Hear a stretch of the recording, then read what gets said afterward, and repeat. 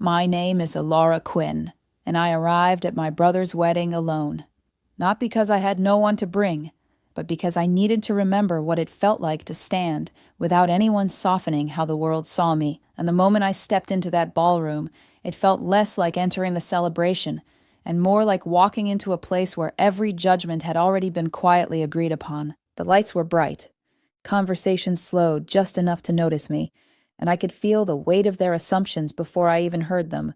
A woman in her 30s, unmarried, too focused, too distant, too much in ways that made people uncomfortable. I passed clusters of guests who leaned closer to each other as I walked by, their voices low, but not low enough. And somewhere near the front, a woman whispered that I had come alone again, as if it were a flaw I had failed to correct. My brother Adrian stood near the stage beside his bride, Leela, smiling into cameras, surrounded by her family, who carried themselves with the ease of people who understood how to present success. I was not part of that picture. I was the detail no one quite knew where to place. And for a moment, I considered leaving, because it would have been easy to turn around and disappear without anyone stopping me. But something steadied me, and I stayed. Growing up, I had learned what it meant to exist in the background of your own family. Adrian was always the one people noticed, easy to like, easy to celebrate. While I lived in a different world filled with systems and ideas, I spent nights building things no one asked about and solving problems no one around me understood. My parents never discouraged me, but they never truly saw me either. To them, I was a phase that never passed, something complicated they hoped would simplify with time, but it never did. Adrian's life followed a path that made sense to everyone. Relationships, engagement, a wedding that fit perfectly into expectations. And Leela came from a family that valued appearance and connection in ways that were immediately visible. My presence at the wedding felt more like an obligation than an invitation. Before I traveled, my mother called to remind me to keep things simple and not treat it like one of my work events. I told her I understood, even though I knew simplicity had never been something I could perform on command.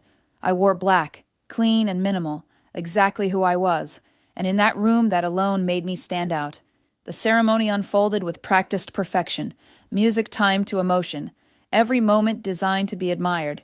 I clapped when expected and smiled when necessary, keeping myself contained within the edges they had already drawn for me. At the reception, the seating made everything clear. I was placed far enough from the center to be polite, but distant enough to signal I did not belong among the important conversations. People around me asked questions that sounded kind, but carried quiet conclusions. Someone asked if I was seeing anyone, and when I said no, she nodded in a way that suggested she had expected that answer all along. From across the room, I noticed Leela's mother watching me with a look that measured rather than welcomed.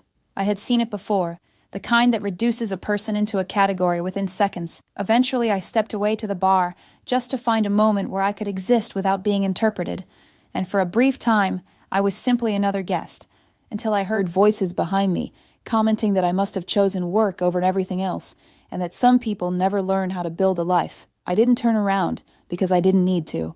Their words weren't new, just familiar echoes of things I had heard for years.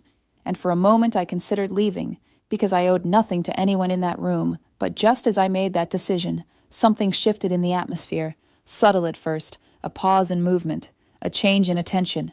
And from the main table, a man stood up slowly and deliberately, a presence that didn't need introduction, because everyone already knew who he was.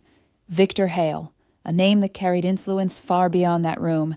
And instead of moving toward the stage, he walked directly toward me, each step quiet but undeniable, until he stopped in front of me and inclined his head in a formal gesture that was impossible to misinterpret, and in that instant, the entire room fell into silence. He spoke clearly and without hesitation, saying it was an honor to finally meet me, and that my work had reshaped an entire sector of his operations.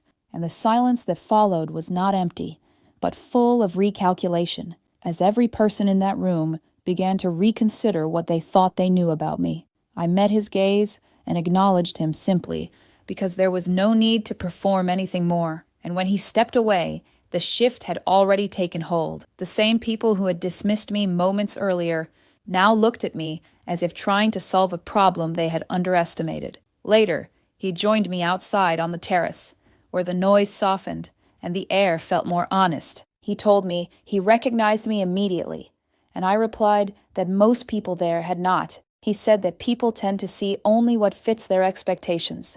We spoke briefly about work and ideas, in a way that felt grounded and real, nothing like the surface-level exchanges inside. When I returned to the reception, the energy had changed in ways that were subtle but undeniable. Conversations hesitated around me, and a few people attempted polite engagement that felt more like adjustment than interest. Adrian eventually approached me with a tight expression and asked why I had never mentioned someone like Victor knowing me, and I told him he had never asked. He had no response to that, because there wasn't one. The speeches began soon after and followed the usual pattern until Victor stood again and added a final remark about how success is built rather than inherited, and how I understood that better than anyone in the room. No one laughed this time, and no one dared to diminish what had just been said. I did not react outwardly because I did not need their acknowledgement to validate anything. What mattered was the realization that I had spent years